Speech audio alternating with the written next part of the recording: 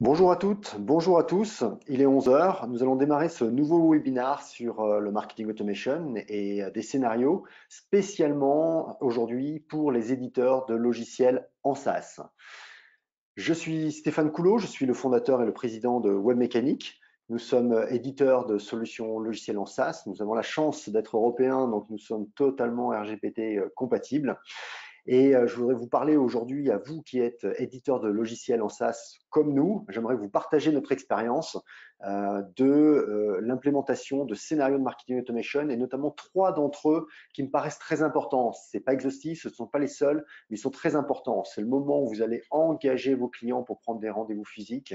C'est le moment où ces clients deviennent clients et donc il va falloir passer à la phase d'onboarding. Et ce moment-là est un moment clé, est un point de contact hyper important dans le cycle de vente et le cycle de vie avec vos clients.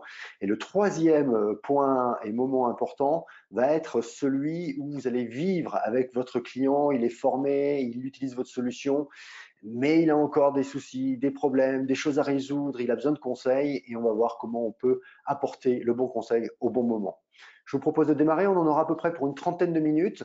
Je vous propose de poser vos questions en même temps qu'on fait ce webinaire et j'y répondrai tout à la fin de ce webinaire. Alors la première question, c'est pourquoi les meilleurs éditeurs s'engagent dans le marketing automation? Et c'est un univers qui s'est engagé très fortement et dès le début sur le marketing automation, mais pour une raison très simple.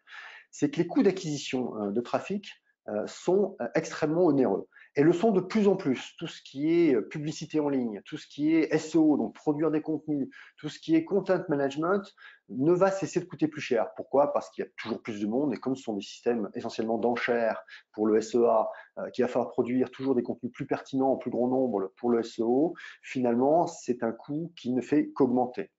Et dans le même temps, lorsqu'on regarde le CRM et les leads que l'on a générés et les leads que l'on a réellement transformés derrière, sur les sites, je parle de taux de transformation sur vos sites, on va s'apercevoir qu'on a un taux de rebond qui est juste gigantesque. Lorsqu'on parle de 1% de taux de transformation, c'est déjà vachement bien. On parlait il y a quelques années de 2-3% comme un bon taux, maintenant c'est 1 parce qu'on est plus souvent à 0,5. Et l'objectif, ça va être d'éliminer ce taux de rebond ou de le réduire très fortement pour s'occuper de ceux qui ne vont pas transformer aujourd'hui parce que c'est pas le bon moment pour acheter, et notamment quand on est dans des solutions complexes de logiciels, on n'achète pas ça sur étagère juste parce qu'on a vu une pub. C'est un cycle de vente qui mature, et donc il va être extrêmement important de pouvoir segmenter, nourrir, qualifier ces leads. Et on considère qu'il y a à peu près une personne sur deux qui va passer au travers de vos contenus, qui va acheter un jour, mais pas maintenant. Et c'est cela qui nous intéresse et c'est cela qu'on va engager dans la machine de marketing automation. Alors, quelle est la performance qu'on peut en attendre? Déjà, il faut comprendre aussi comment se situe le marketing automation par rapport au CRM. On va dire que le marketing automation va travailler sur tous les leads existants. Alors encore une fois, de contacts que vous ne connaissez pas ou de contacts que vous connaissez déjà parce que ce sont des clients. Et on va avoir différents niveaux de leads. Il va y avoir un niveau de scoring lié au fait que les gens s'intéressent à des contenus, et puis il va y avoir la notion d'engagement. Et c'est cette notion d'engagement qu'on va travailler avec le marketing automation, parce que finalement, on va devoir aller travailler, avoir des actions pertinentes que sur ces personnes-là, les autres, on va voir comment on les nourrit. Et c'est la synchronisation avec votre CRM qui va déclencher des actions, un agenda d'actions. Ça peut être des rendez-vous, ça peut être des appels, ça peut être des invitations à des événements. Et le CRM, en définitive, il va gérer quoi? Il va gérer tout ce qui est historique lié à vos contacts et tous les événements. Ça peut être aussi tout ce qui est lié au panier d'achat, le panier moyen, l'ensemble des produits qui sont intéressants. Et puis, le marketing automation va gérer le comportemental. Qu'est-ce qui se passe? Par quoi sont intéressés les gens maintenant? Et c'est l'association de ces deux informations qui va générer des scénarios qui vont partir automatiquement. C'est pour ça qu'on va parler de trigger, la gâchette. Donc, ce ne sont pas des chaînes d'emails qu'on fait partir comme on fait en push ou en emailing automation. Ça vient être du marketing automation, c'est des triggers qui vont partir en fonction d'événements liés à l'historique de vos clients, donc à partir du CRM ou tout simplement à partir du comportement en cours de vos contacts. Alors, qu'est-ce que va faire cette machine de marketing automation? Eh bien, la première étape, c'est qu'on va attirer des visiteurs. Ça, c'est pas le marketing automation qui va le faire, mais on va attirer des visiteurs via ce qu'on a évoqué tout à l'heure, le SEO, le SEA, le community management en général. En revanche, là où la machine va commencer à fonctionner, c'est que au travers de l'adresse IP et du cookie qu'on va poser, on va commencer à suivre le parcours sur votre site, mais aussi sur des sites avec des partenaires, sur tous les éléments d'identification web. On va pouvoir commencer à voir le parcours de votre contact. Et on va pouvoir l'identifier, on va pouvoir le segmenter, on va pouvoir le scorer, c'est-à-dire lui donner des points. Juste un exemple, hein, quand on télécharge un livre blanc, on ne donne pas forcément le même nombre de points à une personne selon le moment où il est dans le CRM, à quel niveau de qualification on en est. Si c'est quelqu'un que vous ne connaissez pas, vous allez peut-être lui donner 5 points parce que c'est au titre de l'intérêt sur le sujet du livre blanc. Si c'est quelqu'un à qui vous avez envoyé déjà une proposition commerciale, eh bien, il vaut peut-être 50 ou même 100 points parce que ça veut dire que s'il télécharge le livre blanc à ce moment-là, c'est un élément de réassurance et vous êtes certain que vous avez envoyé une propale non pas pour faire baisser les prix d'un concurrent, mais bien parce que vous êtes shortlisté et donc vous avez de bonnes chances de closer avec ce client. Donc c'est une information qui vaut beaucoup plus de points à ce moment-là. Donc on voit l'intérêt de la synchronisation avec le CRM. Quatrième étape, on va nourrir cette relation selon le moment du point de contact sur lequel on est avec le client ou le prospect et on va synchroniser en permanence le CRM. Donc on va enrichir également de données comportementales le CRM, ce qui permet d'avoir un CRM qui est parfaitement à jour en permanence sur un certain nombre de contacts, d'adresses email et également d'éléments de segmentation. Tout l'objectif de ces opérations, c'est de rassurer dans l'acte d'achat. Premièrement, avec un enjeu de contenu, c'est-à-dire qu'on va avoir un contenu qui va être homogène sur les différents canaux de communication, que ce soit les réseaux sociaux, que ce soit l'email, que ce soit un SMS, que ce soit pour prendre un rendez-vous avec le commercial, que ce soit dans le SAV après la vente. C'est hyper important d'avoir un contenu qui est homogène, voire avec des distributeurs. Hein, si vous intégrez vos distributeurs, vos partenaires à l'intérieur de vos scénarios de marketing automation, vous allez pouvoir avoir cette homogénéité, même sur des entreprises qui sont l'entreprise étendue de la vôtre, mais qui ne sont pas la vôtre. Ensuite, il y a un enjeu de personnalisation des contenus. Cette personnalisation, c'est pas juste changer le prénom, hein, on est d'accord, c'est bien adapter un contenu en fonction de à la fois ce qu'est la personne et aussi de l'intérêt qui le motive à venir à vous à un moment donné, au travers et à réagir au travers de vos emails, au travers de vos contenus web, au travers de l'ensemble des actions que vous allez lui demander de faire avec des call to action bien placés. Et enfin, troisième enjeu, c'est un enjeu de disponibilité. Hein, tout le monde s'attend à avoir une disponibilité genre 24/7, c'est très B2C. B2B, vous allez avoir des gros creux quand même le week-end et la nuit. Mais enfin, donner la possibilité à tout moment à vos clients d'accéder à un certain nombre d'informations dont ils ont besoin, soit pour prendre leurs décisions d'achat vis-à-vis de vous, de vos logiciels, soit ultérieurement pour pouvoir bien utiliser les services de vos logiciels, voire intervenir avec vous. Et dans une relation B2B, c'est pas grave si on ne vous répond pas dans l'instant, mais savoir qu'on va vous répondre et qu'on vous a donné le choix éventuellement dans une heure de réponse pour le lendemain matin aux heures ouvrées, c'est déjà un élément de réassurance qui est très fort.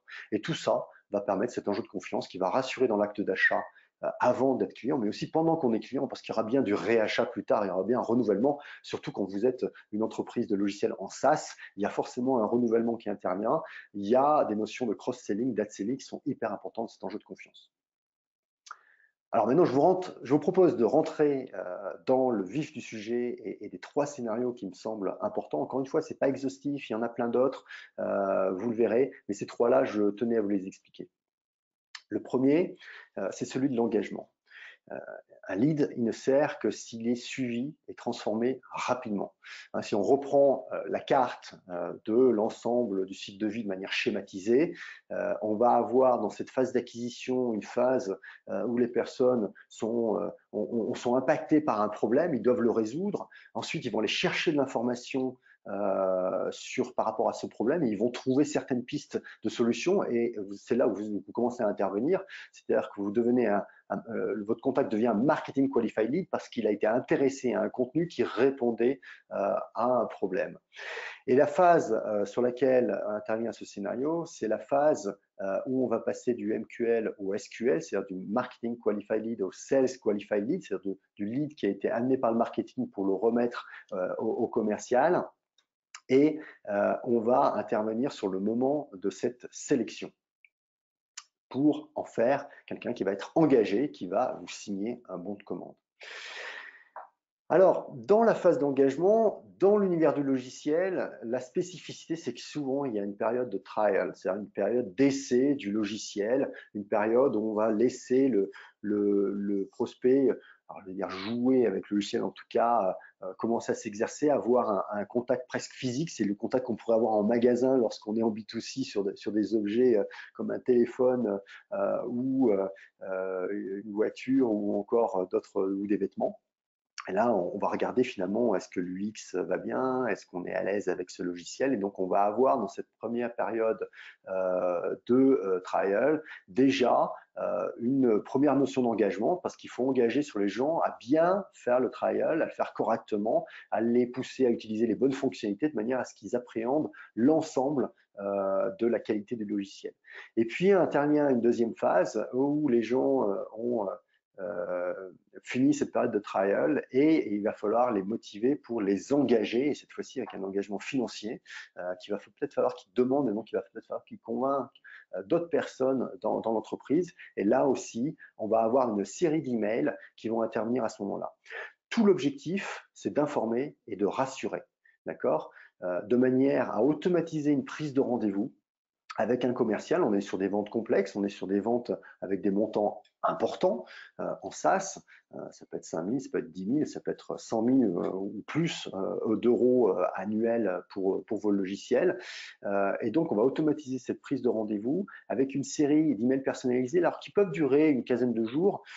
Ça va dépendre des montants, la durée. Alors, comme on est sur des phases de cycle de vente un peu plus longs, effectivement, on préconise entre 10 et 15 jours cette durée-là, mais c'est vous qui allez le personnaliser en fonction de ce que vous connaissez de vos cycles de vente. Vous avez déjà cette expérience-là, vous allez pouvoir la mesurer là online et vous allez pouvoir l'adapter en faisant un petit peu d'A/B testing de temps en temps sur à quel moment j'envoie le mail suivant. Qu'est-ce qu'on va segmenter? Tous les contacts qui ne sont pas en campagne de nurturing. Alors pourquoi? Parce que ça, il s'agit d'un engagement à un moment donné où les gens ne sont plus en nurturing, ils ont montré suffisamment d'intérêt pour que vous passiez à cette phase-là. D'accord? Tout ce qui est nurturing, c'est ceux qui ne sont pas prêts à passer à l'achat aujourd'hui. Là, ces gens-là, ils sont prêts à passer, donc on les engage. Le bénéfice, c'est que 100% des opportunités qui arrivent au commercial après cette phase-là sont des opportunités qui vont signer. Alors, pas forcément chez vous, elles vont peut-être signer avec vos concurrents, mais ils vont signer. Donc, c'est-à-dire qu'on a éliminé tous ceux qui ne vont pas signer maintenant, qui signeront peut-être plus tard parce qu'ils ne sont pas encore assez matures. Encore une fois, ceux-là, on va les nurturer, on va les faire passer sur des cycles de nurturing, mais on n'est pas dans cette phase-là.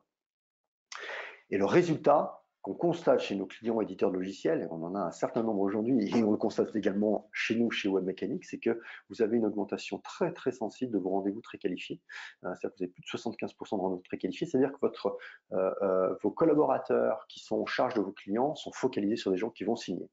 Un autre chiffre que je n'ai pas mis là, mais c'est que en général, vous allez signer près de 40% des offres. Pourquoi? Parce que les gens ne sont pas arrivés à vous à cette phase-là par hasard, ils vous ont déjà un peu présélectionné par eux-mêmes au préalable. Et comme vous allez vous concentrer sur eux, vous n'allez pas perdre votre temps avec ceux qui ne sont pas encore assez matures, et donc vous allez être extrêmement efficace. Vous allez en signer entre 40 et 50%, ce qui est beaucoup, c'est un beau taux de transformation, et ce qui rend votre activité commerciale extrêmement rentable.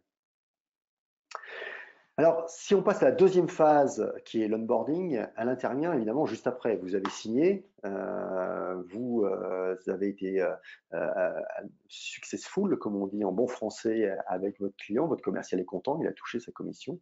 Mais en fait, la vente ne fait que commencer. Et surtout, l'expérience utilisateur ne fait que commencer. Et donc, on est en phase live avec le client. Et j'allais dire que la vie réelle va réellement commencer maintenant.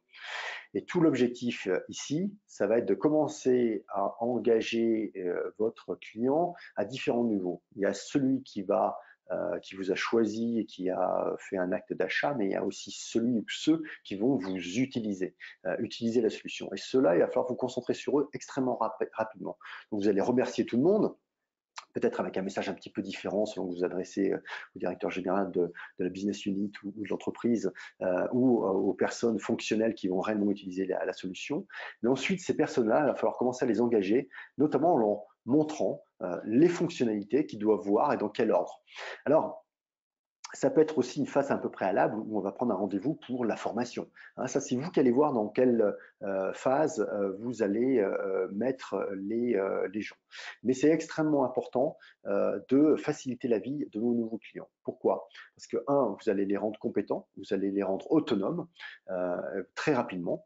Ensuite, vous allez pouvoir nourrir après cette vente de manière à montrer de l'empathie et à valider la prise en main. C'est-à-dire que vous allez pouvoir également mettre des quiz ou des actions qui vont vous permettre de valider que vos utilisateurs utilisent bien la solution, sont à l'aise avec. Et si ce n'est pas le cas, avoir les bonnes actions avec eux. Alors, les bonnes actions en ligne avec un chatbot, avec peut-être une série d'emails, un trigger un peu différent pour ceux qui n'ont pas eu de facilité sur la prise en main sur telle ou telle fonctionnalité, ou peut-être tout simplement un appel de l'account manager ou passer les voir, ça dépend un petit peu de l'enjeu, du montant et de la difficulté qui est montrée.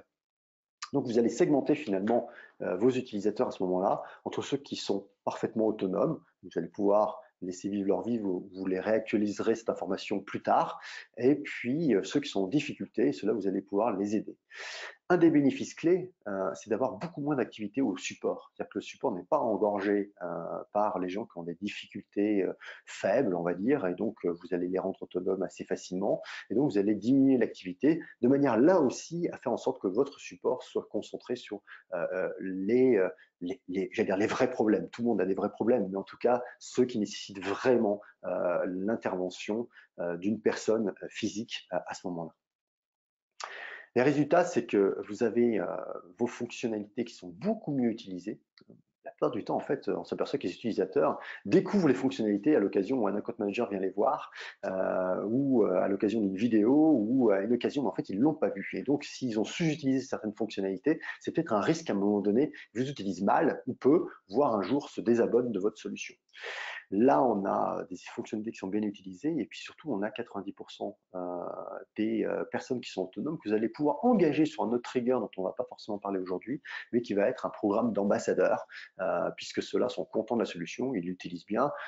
Si vous leur donnez les moyens de parler de vous en bien ou de vous mettre en contact avec d'autres personnes de leur communauté qui seraient à même d'avoir le même besoin et le même problème que vous résout votre logiciel, alors, il serait dommage de ne pas en profiter. Sachez que plus d'une personne sur trois, d'un nouveau client sur trois peut intervenir d'un programme d'ambassadeur lorsque ces programmes sont très très bien mis en place. Donc, on voit que cette phase d'onboarding va permettre également d'alimenter d'autres triggers qui sont les programmes d'ambassadeurs. Alors, un client, c'est bien, on l'a gagné, on l'a bien aidé à mettre en œuvre la solution et il en est très content à ce moment-là.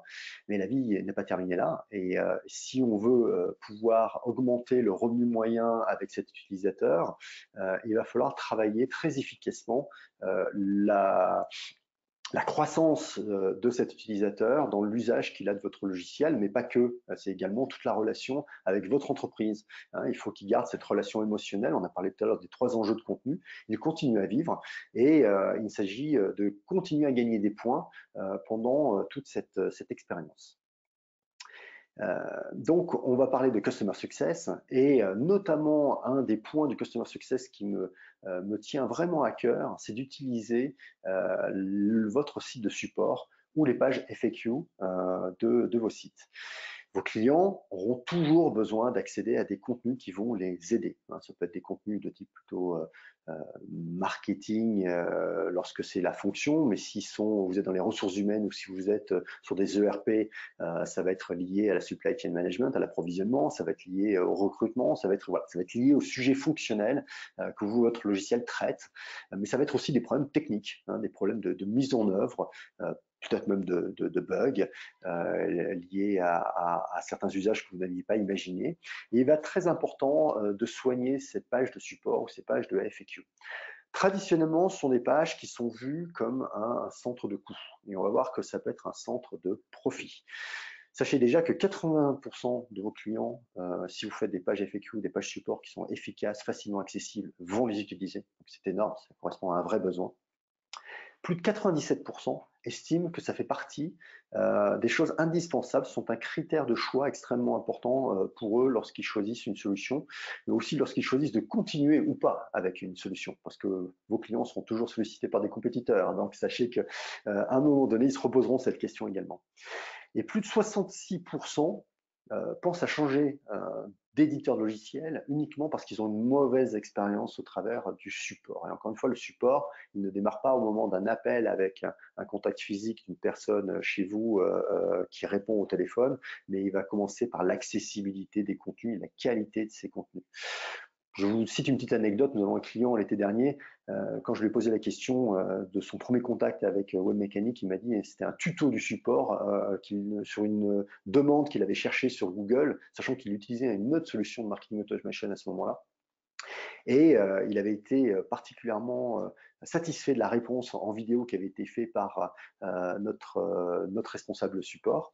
Et 6 mois plus tard, quand est venue la question du RGPD et donc de changer de solution, il s'est rappelé en fait de ça et il est allé voir ce que faisait Webmecanic. Et donc le premier contact, ça a été celui-ci et on a eu un cycle de vente d'un mois, mais finalement le premier contact marketing, ça a été le site de support.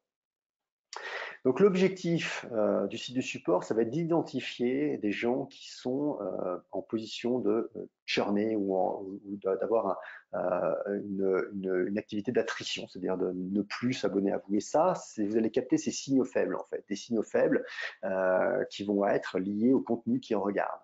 Et le corollaire de ça, c'est que si vous faites bien votre travail à ce moment-là, vous allez générer des leads supplémentaires, des ventes supplémentaires, des ventes croisées.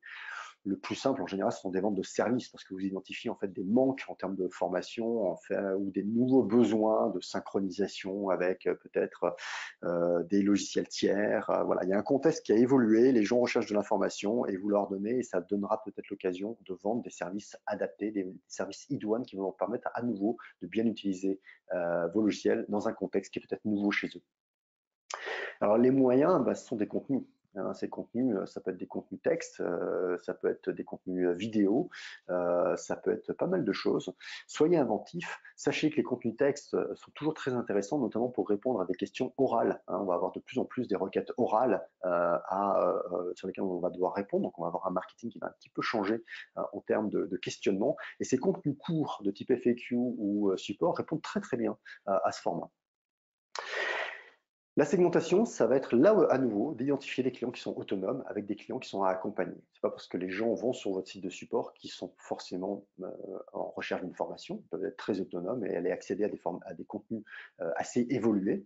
Mais s'ils accèdent à des contenus que vous allez considérer comme étant des contenus débutants, c'est-à-dire des contenus normalement, on n'a pas à se poser ce genre de questions si on a été formé et qu'on utilise régulièrement la solution. Alors, à ce moment-là, vous allez pouvoir engager des scénarios de nurturing sur vos formations ou sur vos services qui sont adaptés. Et vous allez d'autant plus pertinent que les contenus vont être directement liés au scoring que vous avez fait d'intérêt sur les sujets sur lesquels vos clients sont allés regarder vos pages de FAQ et vos pages de support. Donc là, à nouveau, vous répondez à ces enjeux, triple enjeu de confiance, le bon contenu, à la bonne personne qui a un problème à ce moment-là et vous intervenez finalement en chevalier blanc. Le bénéfice, c'est que vous améliorez considérablement l'expérience client parce que vous intervenez au moment où les gens ont un souci, un problème, donc vous intervenez au bon moment, vous apportez la bonne solution avec le bon contenu pour accompagner ces clients et vous allez les fidéliser parce que même s'ils ont eu un problème à un moment donné, le fait même que vous alliez le résoudre avec eux au moment où ils l'ont eu fait que vous mettez une petite pièce de plus dans la relation et donc vous les fidélisez durablement. Là aussi, vous pourrez à un moment donné les engager sur un programme ambassadeur comme on l'a vu précédemment et faire en sorte qu'ils vous génèrent des leads peut-être avec d'autres entreprises sur certains collègues. Alors les chiffres qu'on voit en termes de KPI là-dessus, c'est une baisse du taux de churn ou du taux d'attrition qui est formidable.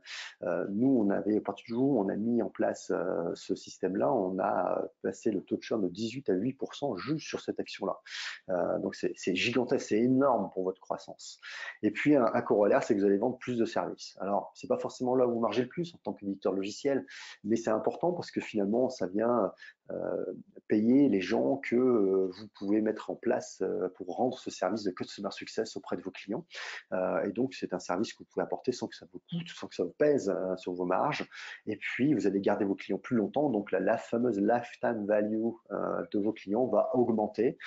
Alors, soit vous augmentez vos marges, soit vous réinvestissez ça dans votre croissance sur l'acquisition, les fameux SEO, SEA ou Community Management.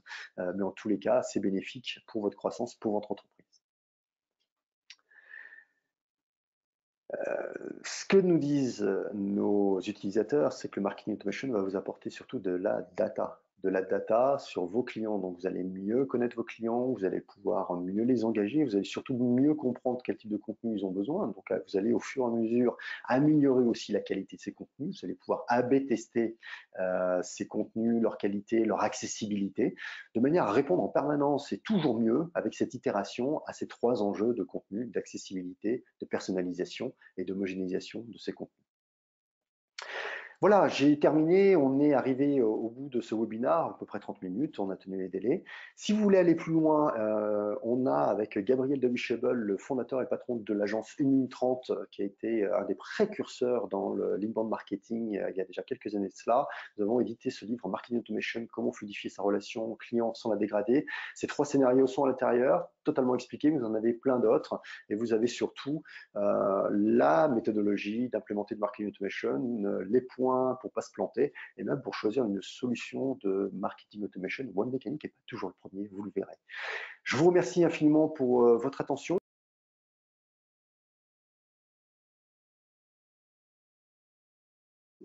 Webmecanic est un outil. Alors, comme tous les outils, il ne fera que ce qu'on lui demande. Donc, les scénarios, vous allez forcément les paramétrer. En revanche, notre expérience et l'expérience de nos compte managers vont vous permettre d'accélérer la mise en œuvre de ces scénarios. Pourquoi on ne fait pas, on pourrait faire des scénarios sur étagère. Aujourd'hui, on ne le fait pas parce que les contextes d'usage chez nos clients sont très souvent varient, sont très différents, et surtout, il est très important de pouvoir faire les premiers scénarios pour mieux comprendre cette logique et être autonome et être critique sur la façon dont on va construire les prochains. Et je pense qu'en termes de méthodologie, en termes de maïotique, c'est un élément extrêmement important. La formation, c'est une journée et demie, hein, plus une dizaine d'heures d'accompagnement par la suite pour vos premiers scénarios, mais dès la sortie de la formation, vous êtes autonome. Et ça, pour nous, c'est un point important que vous gagnez en autonomie. Donc, je pense que ce passage-là est important. On pensera peut-être demain à faire des choses un peu sur étagère, mais je pense qu'il est important de faire.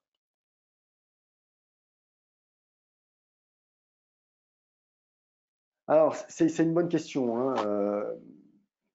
Déjà, le marketing automation peut intervenir à partir du CRM, on l'a vu tout à l'heure, hein, ne serait-ce que le scénario d'onboarding, en fait, il démarre quand dans le CRM, vous avez passé quelqu'un de prospect à client, hein, donc cette phase-là, elle démarre à ce moment-là. Bon, mais je pense que vous voulez parler d'acquisition. Et en acquisition, moi, je conseille de mettre un lead dans le CRM qu'une fois qu'on a bien identifié qu'effectivement, c'était bien un lead. C'est-à-dire qu'on avait un niveau de confiance sur l'intérêt qui était suffisamment fort. Ça veut dire qu'il y a une phase de nurturing avant, en fait. Hein. Dans vos scénarios, vous avez des scénarios de nurturing qui vous permettent de faire monter en chaleur, c'est pour ça que je mettais l'image de la petite flamme tout à l'heure sur les schémas, mais de faire monter en chaleur vos leads. Et quand vous avez un niveau qui vous paraît satisfaisant, alors ça, c'est votre expérience, et bien à ce moment-là, vous allez les intégrer dans le CRM. Et le CRM, c'est l'interface de vos commerciaux. Donc à ce moment-là, il aura une liste de gens à appeler, contextualisés et qualifiés. Alors, par vous-même ou accompagné, mais en tout cas, je pense que c'est important pour gagner en compétences que quelqu'un chez vous ait la maîtrise de ça. Encore une fois, c'est important de se faire accompagner, de se faire conseiller, ne serait-ce que parce qu'on n'est pas toujours les meilleurs pour parler de sa propre entreprise. On a tendance à oublier des choses, tout simplement parce qu'on est dans ce business depuis un moment, donc on connaît trop bien en fait. Et comme on connaît trop bien, on ne se pose pas forcément les bonnes questions. On est un très bon conseil parfois pour les autres, mais pas pour soi-même. Donc c'est très important de se faire regarder, de se faire accompagner. Mais en revanche, je pense que c'est important de maîtriser. Hein, j'aime bien faire la différence entre les doueurs et ceux qui font faire. Je pense que quand on est doueur, c'est-à-dire qu'on met les mains dedans, à un moment donné, on est plus critique, on apprend aussi à analyser les données, on apprend à faire évoluer, et donc on est plus performant et on a une entreprise qui est plus performante.